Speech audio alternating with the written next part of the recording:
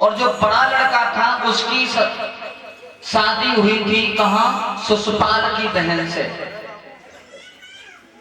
अब ये सुषपाल कौन था? नीचे नीचे नीचे नीचे। ये सुषपाल कौन था? देखो ये सुषपाल जब पैदा हुआ था ना,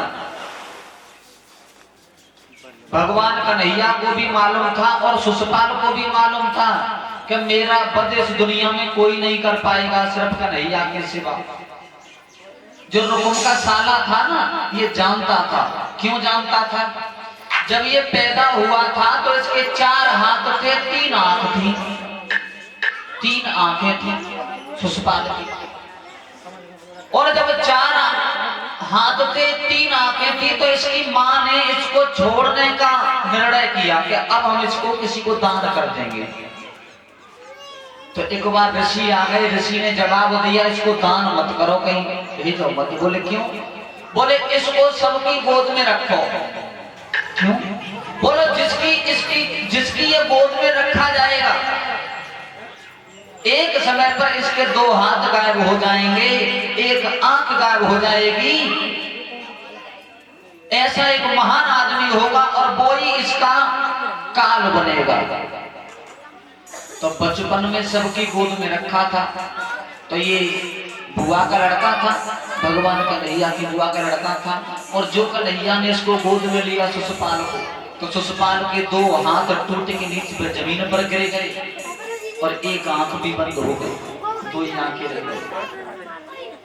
लेकिन उसी दिन बुआ दोनों हाथ जोड़ के कन्हैया से बोली, जवाब दिया, कन्हैया हमारे पुत्र के काल तुम ही हो। क्यों?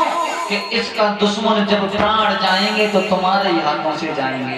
तो उसी समय भगवान कन्हैया ने कह दिया था, बुआ सुनो, हम एक वचन दे रहे हैं, तुम रो ना, जाओ, हम ये प्रतिज्ञा ले रहे हैं कि हम तुम्हारे पुत्र को मारेंगे नहीं जब तक ये पाप करेगा नहीं तब तक। तो बुआ फिर रोने लगी, जवाब दिया तब भी मारा जाएगा, बड़े पर पाप तो हो ही जाएगा इससे।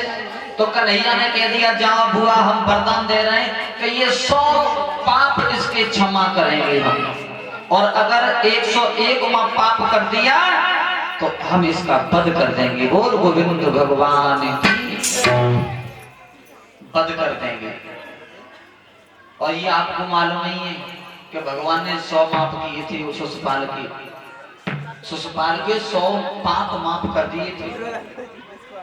उसको वरदान दे दिया कि जाओ हम इसके 100 पाप माफ करेंगे। बुआ को वरदान दे दिया। अब खैर थोड़ी प्रेजेंट की बात करेंगे, पूर्व बात छोड़ते हुए।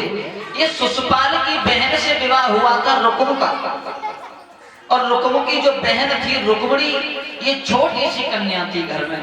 इसने जन्म लिया तो रुक्मणी के माता पिता ने बड़ी खुशी मनाई कि हमारे घर में एक लड़की पैदा हुई है।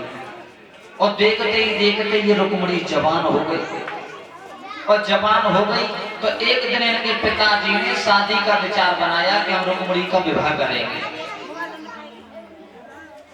रेनकोट के वक्त तो आप लोगों से भी कहना है मेरा, अगर लड़की विवाह योग्य है ना तो हमें तुरंत शादी कर देनी चाहिए। परेशानी है, क्या परेशानी है मालूम?